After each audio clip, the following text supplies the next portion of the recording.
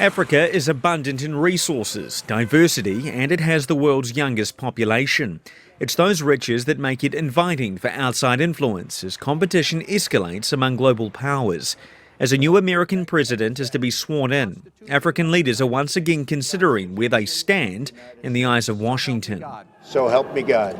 President Joe Biden's Africa strategy has been described as being modern and strategic, but US influence on the continent has been waning in recent decades.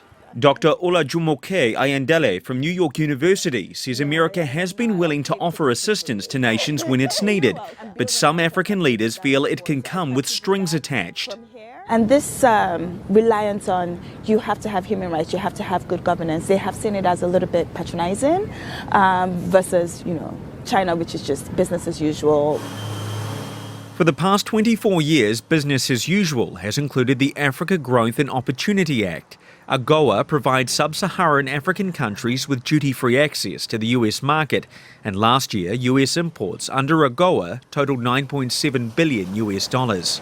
The legislation is up for renewal next year though, and its future could depend on how far an America First president focused on tariffs goes. Dr. Ayandele doesn't believe Donald Trump will put AGOA on the back burner, but says African leaders will be looking for an upgraded deal.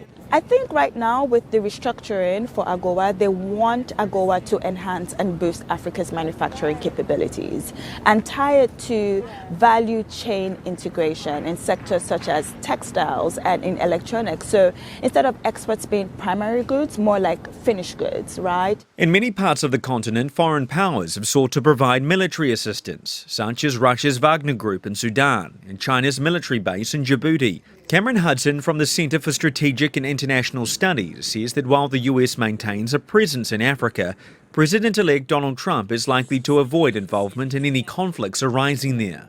I think that there's a very good likelihood that the Trump administration could say, if Mali, if Burkina Faso want to work with Russia and drag Russia into a quagmire in those countries, well then, let them do that. Experts we've spoken to say it's still unclear how Donald Trump will approach relationships in Africa once he takes office.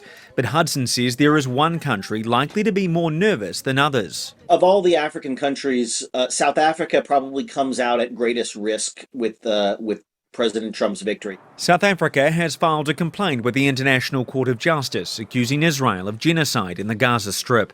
Trump's Republican Party is a staunch defender of Israel, and the support is likely to be voiced loudly at the United Nations. I think that South Africa is going to be a principal target of U.S. concern at the UN, not just bilaterally. The new administration will take office at a time of great volatility as world powers vie for influence, including in Africa, through trade, aid and security.